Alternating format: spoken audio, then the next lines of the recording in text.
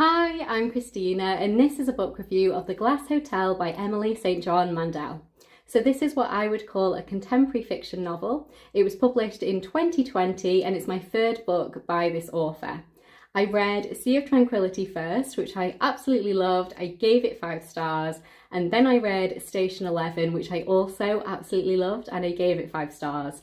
Now, I don't like this one quite as much as those two, but I would consider both of those two of my favourite science fiction books of all time now, and this one for me just wasn't quite as good.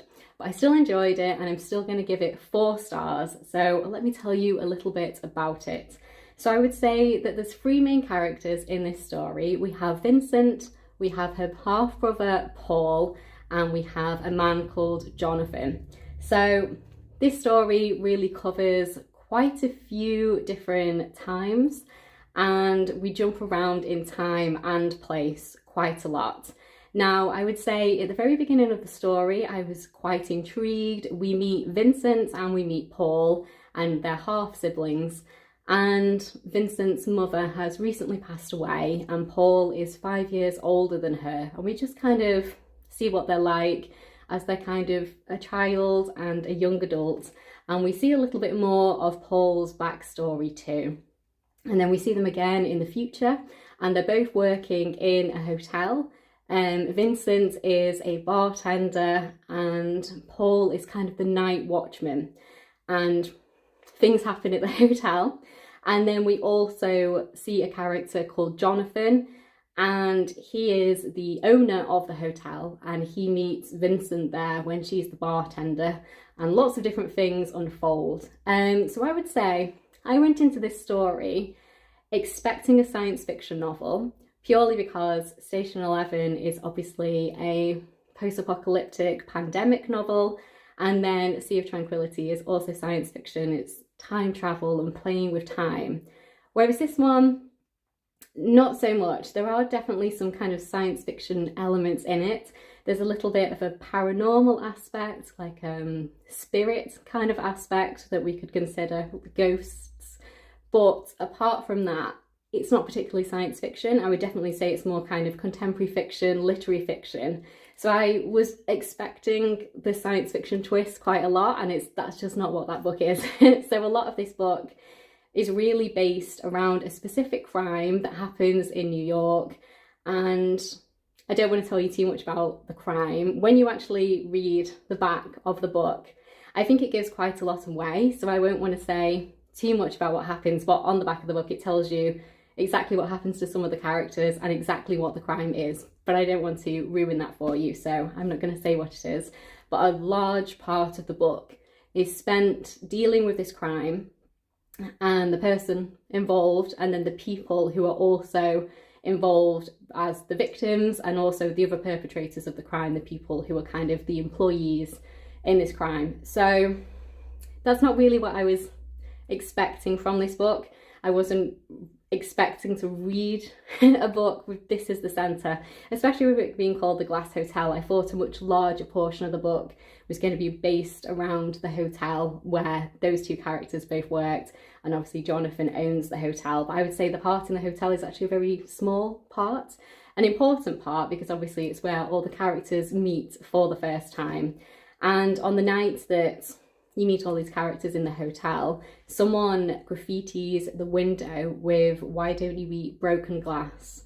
And that's kind of one of the main points of the story and how it all kind of spreads out. So I would say in the beginning, I was intrigued. I liked the characters. I was very interested to see where we were going to go. We were getting a lot of backstory about the difficulties Paul has experienced, the difficulties Vincent has experienced, seeing the difficult relationship they have with one another, and kind of how that relationship becomes estranged at different times. And then a lot of the middle was very much related to this crime, and I very much just wanted to get back to the character of Vincent particularly. And a lot of it was spent looking at the other people who were the perpetrators in this crime. So that was where it kind of lost me a little bit. And then around that time, I was thinking this is going to be a good read, a solid 3-star read. And then we got towards the end, and I think the ending really picked it back up for me. So I think it was written very cleverly. I really like how the end ties in so neatly with the beginning. So when I finished reading the book, I went back to the very beginning and I read the first chapter again, and it all kind of made so much more sense.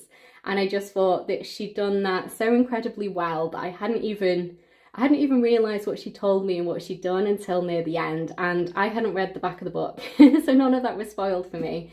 Having read the back of the book now, I wouldn't have been shocked at all because it tells me exactly what happens and exactly what the crime is. I wasn't shocked about the crime at all. I think that was quite obvious on the build-up, but I was kind of shocked about the other kind of mystery, but it isn't a mystery if you read the back. So I thought she did that very, very well. When I read the final pages and then I went back and read the beginning again, everything kind of tied together, and the kind of paranormal aspect that came into it as well, I thought was just very, very well done.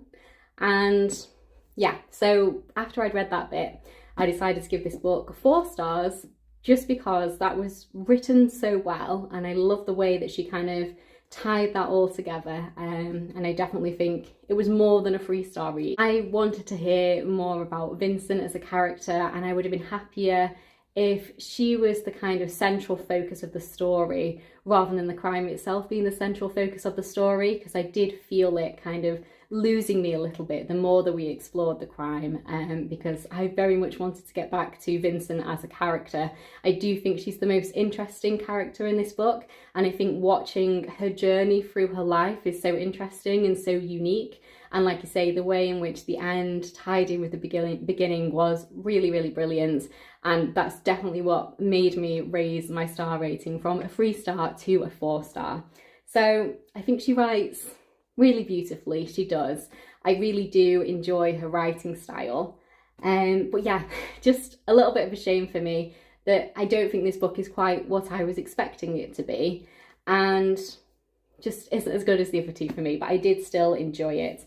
In terms of kind of longevity, I'm not sure how well I'm going to remember this book in the future. I think, you know, I've enjoyed it well enough as I've read it. I'm giving it 4 stars, but I do wonder if this is going to become a little bit forgettable for me over time. I think Station 11 and Sea of Tranquility are just so much more impactful for me as stories, whereas I wonder if this one is going to just kind of fade away for me a little bit, which is a shame, but I think it's probably true. So yeah, I did enjoy it. Glad that I read it. It's definitely not a new favourite. It's just a good book, and that's about it, I would say. So thank you so much for watching. If you have read this book, I would love to know your comments down below. One thing I will just quickly say is that there's definitely a lot of Easter eggs in these books, and there's definitely ways in which she ties different characters from the different books together. And I do like that. I do think it's very clever. But one thing I will say, because I read them outside of publication order, so I read Sea of Tranquility first, which is the most recent novel, and then I went back to Station 11 and then The Glass Hotel, that I had already been introduced to 2 of the characters in this novel, in The Glass Hotel, in Sea of Tranquility. And then I didn't actually realise as I was reading this book that those 2 characters were already in Sea of Tranquility, because they played kind of more minor roles in that book than in this one. So it's something to be aware of. If you haven't read any of them, perhaps reading them in publication order is for the best. However, I am actually glad that I didn't read them in publication order, because I think had I have read Station 11 and then The Glass Hotel, I'm not sure I would have been in a rush to pick up the Sea of Tranquility, just because for me Sea of Tranquility was so much more exciting than this one, that had I read this one first, I think I would have had a little bit of a break from Emily St. John Mandel, and I wouldn't have gone straight into reading the next book. So I've read 3 of her books in 1 year, which is quite a lot for me now. I generally don't read the same author again and again and again. I very much used to, but not so much now. So I am glad that I've read them in the order that I have. And I did read the books that I was most drawn to. So I read Sea of Tranquility first because that was the theme that I am most drawn to, and then Station 11. So just something to be aware of. So yeah, thank you so much for watching. Please do like the video if you've liked it, and please do subscribe if you'd like to see more of me talking about books. I'll see you in my next one.